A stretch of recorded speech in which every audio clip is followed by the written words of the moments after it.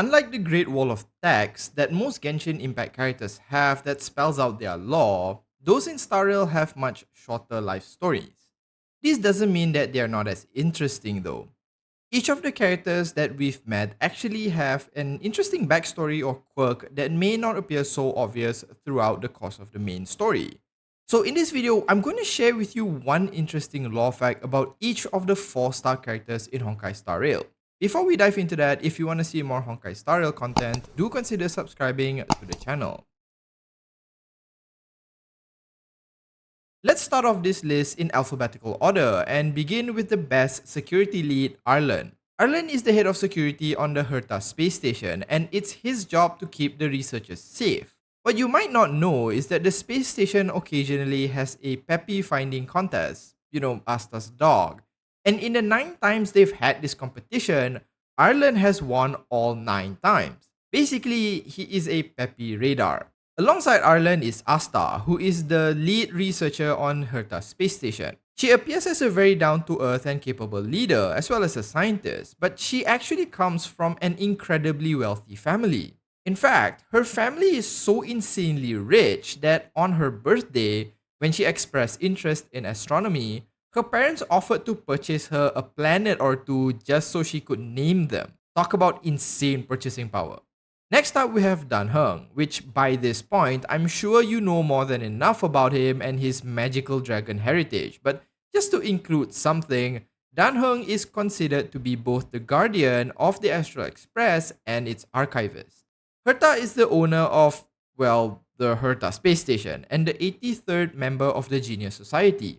Those who enter the Genius Society are said to be given keys to the Temple of Nous, and what you see around her puppet's necks are likely a replica of said key. She's also the only person we know so far who has been able to reverse aging and become somewhat immortal. Speaking of small characters, we have Hook up next. Hook is the leader of the Moles, a Belobog underworld gang with supposedly a lot of influence.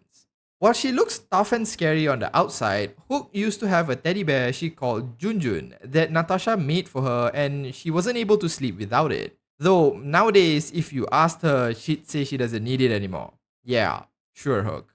Another Belobogian is Luca, the robotic arm brawler and member of Wildfire. Luca is an overall nice person and actually lost his arm while defending a child from a monster. His red hair and lack of an arm kinda reminds me of Xiang's from One Piece. I wonder if that's a reference. Next up, we have Lynx, the younger sibling of the Landau family. Her name is actually taken from a wild cat species, and it's the same with her other siblings as well. I guess her parents really like cats. Lynx became an extreme environment explorer because when she was younger, she wanted to see the beauty of Belobog, more specifically an aurora for herself. This is why her splash art has both an aurora in the background and a lynx in the foreground, because, her name. Speaking of ice, next up we have March 7th. I'm sure you know by now that her name was taken from the date she was discovered, but what you might not know is because she lacks a real backstory due to her memory loss, March has created a total of 67 possible origin stories for herself. One of which she imagines herself to be a princess on the planet of Edlevon, which was destroyed when Nanook was born. Going back to the ice planet of Belobog, we have the nice Dr. Natasha. Before being adopted by an overworld family, Natasha once lived in the same orphanage that Bronya and Zila would later live in. In fact, when she returned to the underworld, Natasha ran the very same orphanage and functionally raised both Bronya and Zila. Given she technically raised the future leaders of Belobog, I wonder if Hook might be the next supreme leader. Bela Sergeyevna, yes, that's her full name despite me butchering it, joined the military as an intelligence officer at a really young age.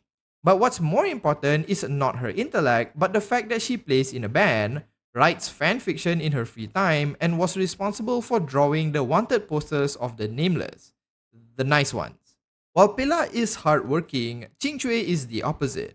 Officially, Qingque is considered to be a diviner within the Divination Commission and one of its librarians. Because of a really terrible work ethic though, she is an inch away from being tasked with simply guarding doors.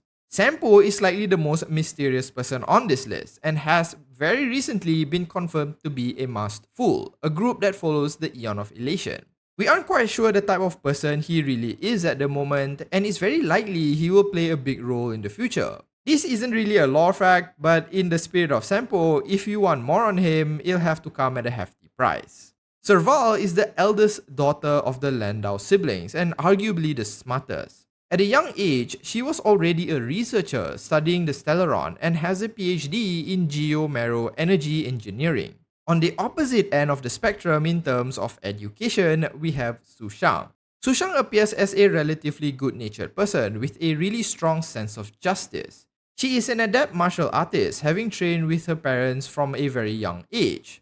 Because of this training though, she has largely neglected her education and now has trouble reading, but she is working on it every day. Next up we have Ting Yun.